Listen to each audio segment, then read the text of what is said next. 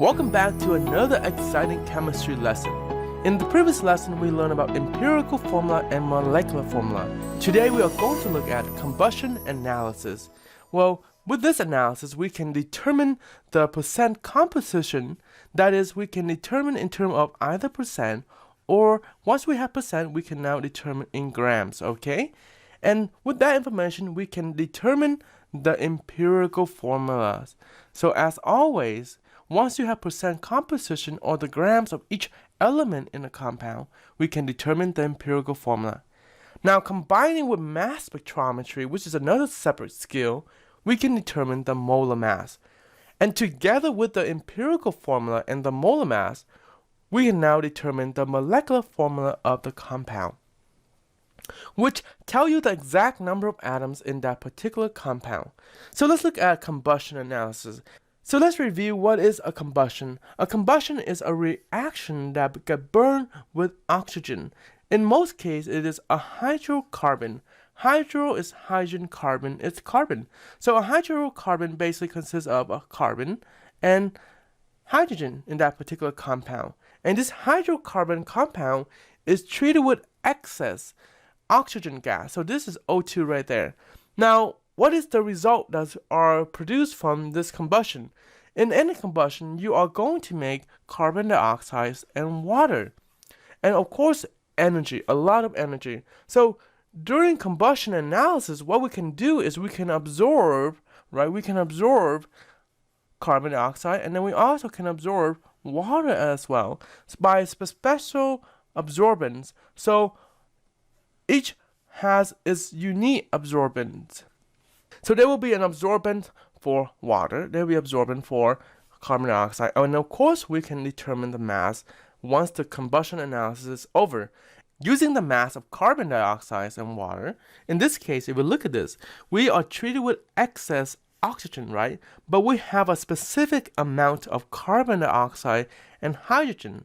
So therefore, we can look at the mass of carbon dioxide and determine the mass of carbon using basic stoichiometry, right? And then over here we have water. The same thing, using the mass of water, we can convert all the way to the mass of hydrogen. And lastly, of course, in some other compound there will be other elements that's involved like nitrogen, but that will be used or determined by a different experiment, and they will tell you in the problem. In this case, most of the cases we have carbon and hydrogen. So if we notice, a compound in this case consists of, and once we figured out the mass of carbon and the mass of hydrogen, we can determine the remaining mass of oxygen. Remember, oxygen is being treated excess, but the amount of sample is always the same. So basically, we take the mass of sample minus the total mass of carbon, hydrogen, and plus whatever other unknown element in the compound, we can get oxygen. And that's the key. Oxygen can only be found by taking the mass of the sample minus whatever we know about other elements in the compound. So let's do an example problem to illustrate our process. In this case, we have this compound containing the element carbon, hydrogen, and oxygen is analyzed, right? So we have three components. When a sample of 12.9 gram sample is burned with excess oxygen, right? We don't know how much oxygen we use, but we know that 18.9 grams of carbon dioxide is absorbed or formed in this case, right? So that you can change the wording around. So be careful, you don't get tricked by those basic wording. And then we have 7.7 grams of water. And notice how they use the word water instead of H2O, just to trick you there. A, determine the empirical formula. B, the mass spectrometry analysis, so the compound has a molecular mass of 90.09 grams. What is the compound molecular formula? And don't get tricked by this and thinking that, oh, I can go straight to B. No, there's a reason why the problem is set up that way. To solve for any molecular compound, you have to determine the empirical formula first. And that's the hardest part right there. So I'm going to go here and show you the problem, okay? First of all, we have, what is this? We have carbon dioxide and H2O. And to find the molar mass, it's really straightforward. Here I have the periodic table. You should already memorize it already. 0.1 plus 2, 16.00. And that gives us what? in this case, we have the molar mass of 44.01 grams per mole. And this is for carbon dioxide. And for water, we have 1.008, and then plus 16.00. And this gives us what? Well, we rounded up to 18.02 grams per mole. And now we have those molar mass. Let's continue solving for specifically, again, going back to the ideas. When we have carbon dioxide, we can solve for carbon. Water, we can solve for hydrogen. So let's do carbon first. In our problem, the mass of carbon dioxide is 18.9 grams. So 18.9 grams of carbon dioxide. And we can now find the, what is it? We have to convert to mole first. And that's why we have to find the molar mass. Again, always convert to mole first, no matter what you do. So in this case, 44.01 grams of carbon dioxide. And that is 1 mole of carbon dioxide. And once you get to mole, you can convert to other element. In this case, we are focused on carbon. So we know that we have 1 mole of carbon dioxide equal to what? 1 mole of carbon. Basically, that is 1 carbon in 1 mole of carbon dioxide. And now we have the mole, we can now convert to mass. So what we need to do is, of course, the mass of carbon is right here. So we have 1 mole of carbon equal to 12.01 grams of carbon. Now do you understand why we have to know that flowchart very well? Because we don't have time to look at it over and over again. Now let's use our calculator. Multiply everything on top. 18.9 times, we can ignore the 1, 12.01. And divide by 44.01. And we have our answer turn out to be 5.16 grams of carbon. I rounded 2 decimal place. And then, so this is the mass of carbon in the compound. Using the information of how much carbon dioxide is produced from the combustion analysis. Now let's go down to solve for the mass of hydrogen from water. In this case, what is the given amount of water that we have? We have 7.7 grams of water that's produced, okay? So in this case, we have 7.7 grams of H2O. Again, convert to mole. That's why we had to figure out the molar mass. 18.02 grams of H2O and 1 mole of H2O. And on your AP Chem test or on your test, you have to show all this work or you won't get the credit for it. And then we have 1 mole of H2O. And in this 1 mole of H2O, there are 2 moles of hydrogen. And once we get moles of hydrogen, convert back to mass of hydrogen. And this convert to mass of hydrogen. So in this case, we have 1 mole of hydrogen. And the molar mass of hydrogen, by now you should remember, is 1.08. 1.008 gram of hydrogen. And we plug in the calculator, multiply everything on top, divide everything on the bottom. So 7.7 times 1.008 divided by 18.02. Oh, in this case, I forgot to multiply by 2. Okay, so our answer turned out to be 0.86 grams of hydrogen. And now we have the mass of hydrogen in the compound. What is the remainder mass? Is going to be oxygen, because you have 2 things. So the grams of oxygen is equal to the mass of the sample, right? In this case, the total mass of the sample is 12.9. So we have 12.9 minus the total mass of carbon, which is 5.16 plus 0.86.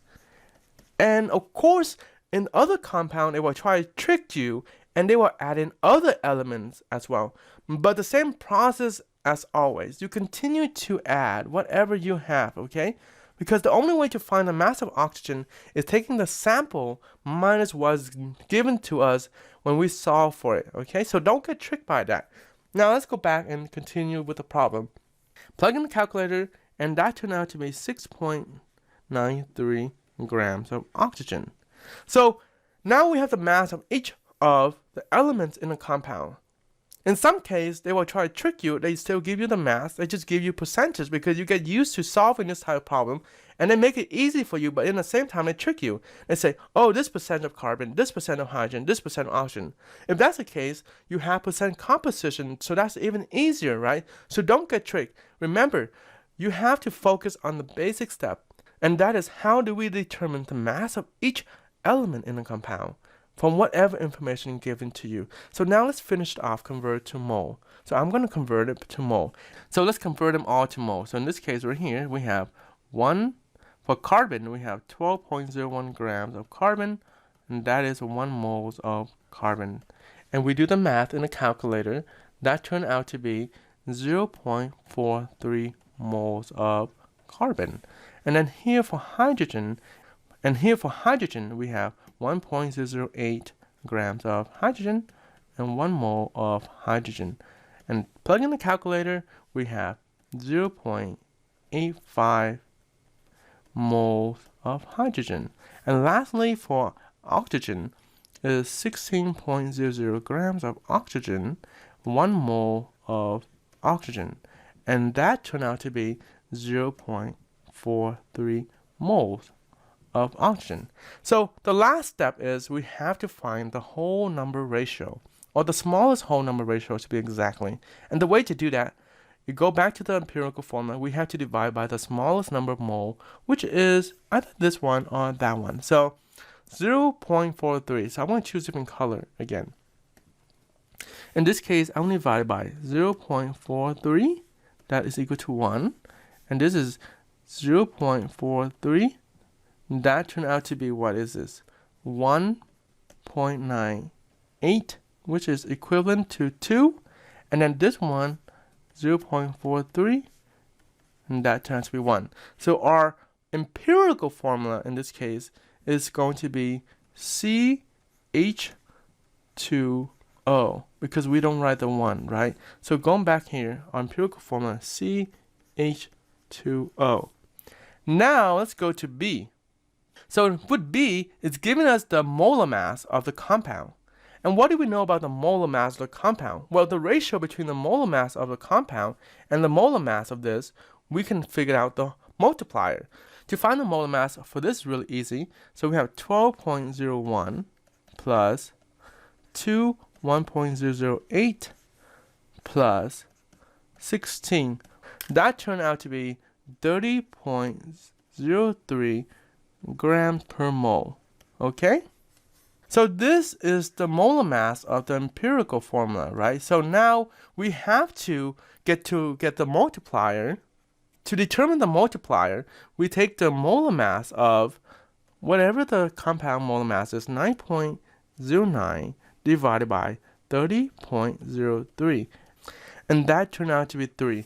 So what is the empirical formula going to be? So this 3 right here is going to multiply by everything on the subscript. So in this case, this 3 multiplied to all the subscripts. So therefore we have C3H6NO3. And that is our molecular formula. So let's go back in here. So we have C3H6NO3.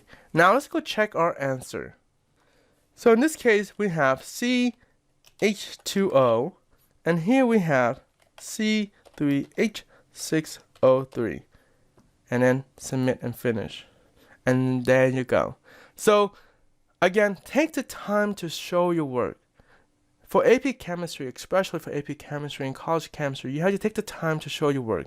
This is not something that you can do in your head like on a chem and regular chemistry. And if we look back here, this is how much work we have to show for just one problem. So keep that in mind. And as always, if you have any question, take a picture of your work, put it in a Google Drive and link it to it so that way I can see it and annotate on top of it to provide support as needed. And we'll see you next time on another chemistry video lesson.